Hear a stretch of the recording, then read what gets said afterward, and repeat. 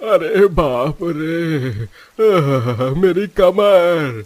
अरे कोई तो उठाओ, मेरी मदद करो। भाई साहब, ए बेटा, मुझे उठा दे, मेरी तो सब्जी भी बर्बाद हो गई। कितना मुश्किल से 10 रुपए की सब्जी घर ले जा रहा था। ए बेटा, सुनना। अरे नहीं नहीं, मैं तुम जैसे गरीब लोगों की बिल्कुल मदद नहीं करने वाला।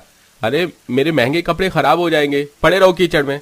यह कहकर अश्विन चला जाता है और आते जाते लोग भी बूढ़े भीमकेश की मदद नहीं करते। भीमकेश कीचड़ में से ही आलू बैंगन उठाकर अपनी पन्नी में लिए घर चल देता है और बारिश के पानी में उन्हें साफ करके घर में लाता है। तभी बहू कहती है, अरे बाबूजी, आपके कपड़े कीचड़ में कैसे गंदे हो गए? आप तो सब्जी लेने गए थे।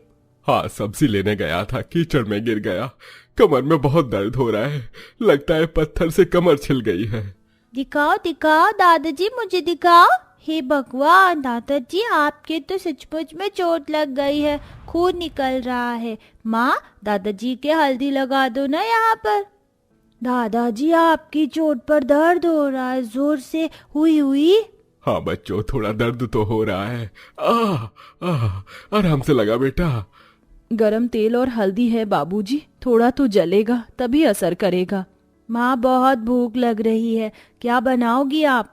बहू, मैं गिर गया था तो 2-4 सब्जी कीचड़ में ही खो गई, मुझे मिली नहीं। मैं जितना निकाल कर ला सकता था ले आया।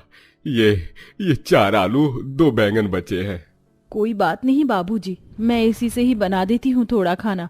कितने दिन से हम सब परिवार ने ठीक से कुछ खाया नहीं है। आज घर में थोड़ा सा आटा है और आलू बैंगन की सब्जी बना दूंगी, सब खाएंगे।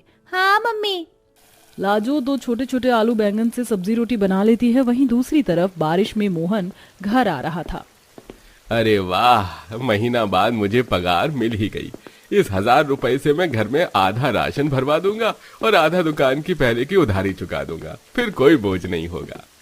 वो घर जा ही रहा था कि एक साइकिल वाला उसे टक्कर दे देता है और उसके सारे सिक्के और नोट कीचड़ में चले जाते हैं। मोहन बौखला जाता है और कीचड़ में हाथ पैर मारकर पैसे ढूंढता है। अरे मेरे पैसे कहाँ गए? मेरे परिवार को खाने की जरूरत है। कब से मेरे बीवी बच्चे और पापा जी अच्छा खाना खाना चाहते थे। सोचा था घर में राशन भरवा दूंगा, कहाँ है मेरे पैसे?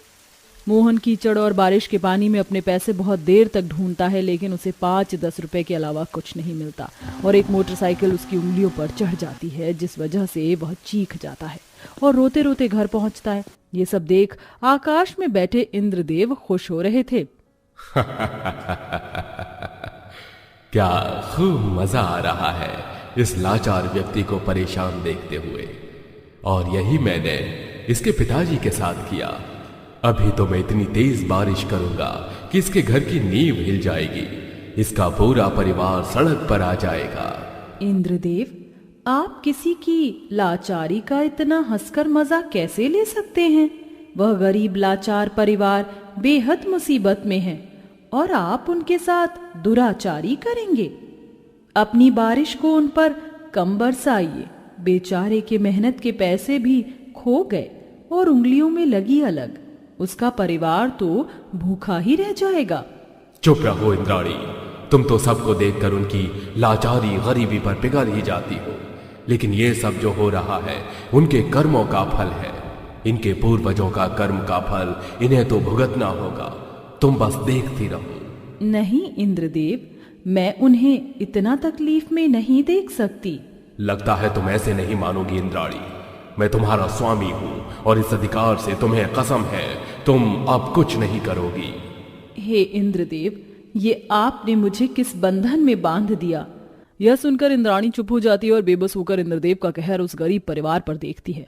मोहन अपने दर्द भरी उंगलियों के साथ घर पहुंचता है। उसकी हालत देख बच्चे पूछते हैं और वो सब कुछ बताता है। इसे सुनकर लाजो भी दुखी हो जाती है। तभी कोई भूखा साधु उनके घर आता है।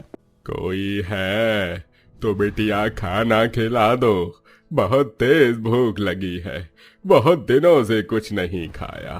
खाना बाबा जी, मेरे पास थोड़ा खाना है। ठीक है, तुम मुझे वो सारा दे दो, मैं निश्चिंत हो जाऊंगा। लेकिन माँ, हम सब ने तो अभी खाना नहीं खाया फिर।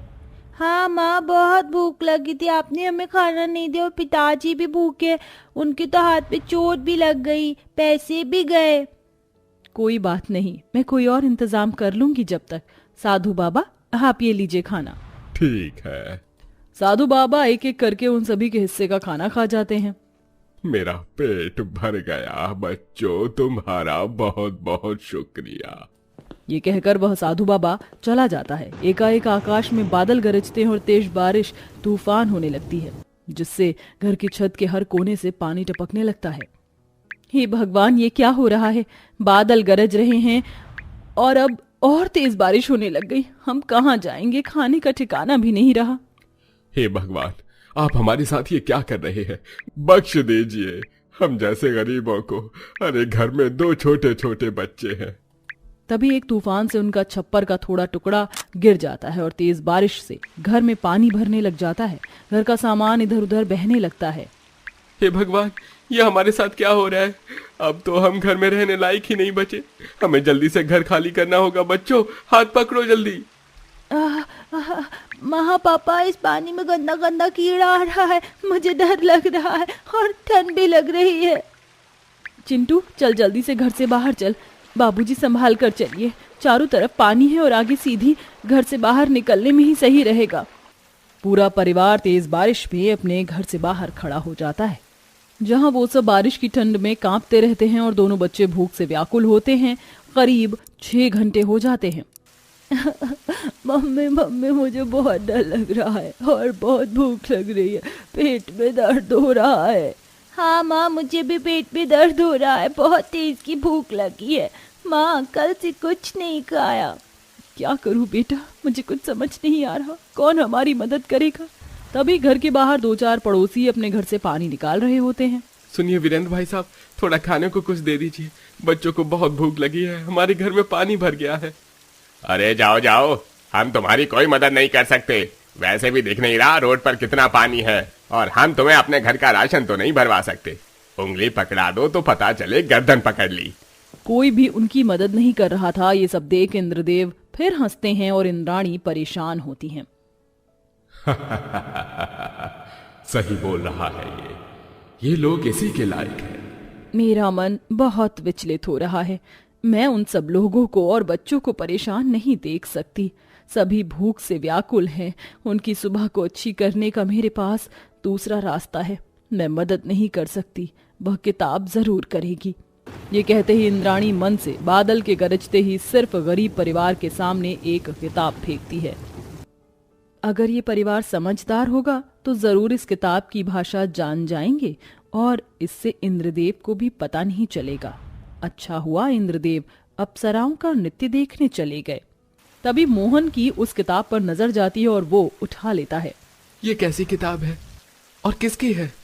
आकाश से कैसे गिरी? शुक्र है बारिश कम हो गई है।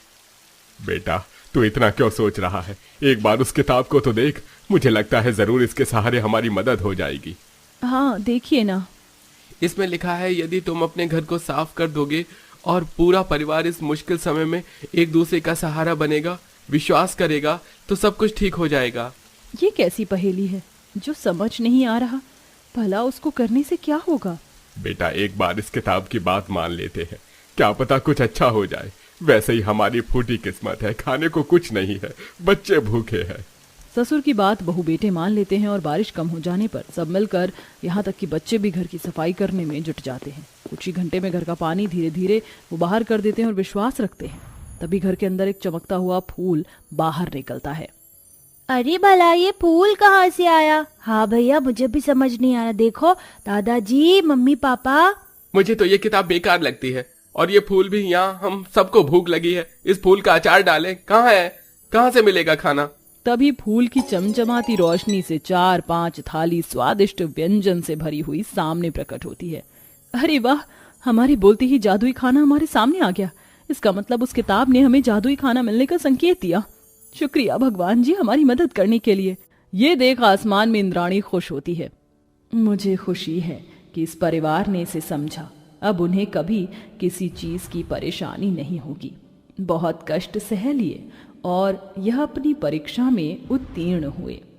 मुझे अच्छा भी नहीं लग रहा है इंद्राणी, पर मुझे खुशी है तुमने मेरा मान रखा। उनकी परीक्षा खत्म हुई गरीब परिवार अब जितनी बार चाहे उस फूल से जादुई खाना मांगता था, जिससे ढेर सारा खाना कभी भी आया करता था। और अब वह गरीबों को भी रोज सुबह खाना बांटा करते थे। ये लीजिए, आप भी और आप भी। बहुत बहुत शुक्रिया आपका, भगवान आपके परिवार को खुश रखे। जी शुक्रिया। लीजिए अंकल जी, और ये आपके पूरे परिवार के लिए, जितना चाहिए उतना लीजिए, हम रोज खाना देने आएंगे। बहुत बहुत शुक्रिया बेटी। किसी को खाना देना पुण्य का काम होता है। सदा सुखी रहो। माँ, मैं क्या सोच रहा था कि पिताजी के साथ एक ठेले पर दाल चावल रोटी का ठेला लगा लूं। उस जादुई खाने से हम अपना व्यापार भी शुरू कर सकते हैं।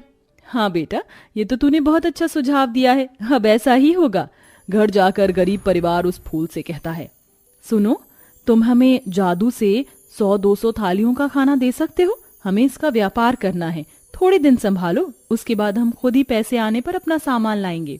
ये सुनते ही फूल जादुई खाना एक लाइन में ढेर सारा प्रकट कर देता है और घर के बाहर एक रेहड़ी भी आ जाती है, जिससे बरसात में गरीब परिवार कम दाम में जादुई खाना खिलाकर लोगों को अपना ग्राहक बनाते हैं। धीरे धीरे उनका व्यापार चलने लगता है और उनका घर झोपड़ी से 2 मंजिल घर बन जाता है, जहां बच्चे भी स्कूल जाने लगते हैं। उनकी आर्थिक स्थिति 4-5 महीने में ही बेहतर हो जाती है और जादुई खाने को वह रोज गरीबों में बांटा करते थे। इस प्रकार गरीब परिवार बरसात में जादुई खाने को प्राप्त करता है।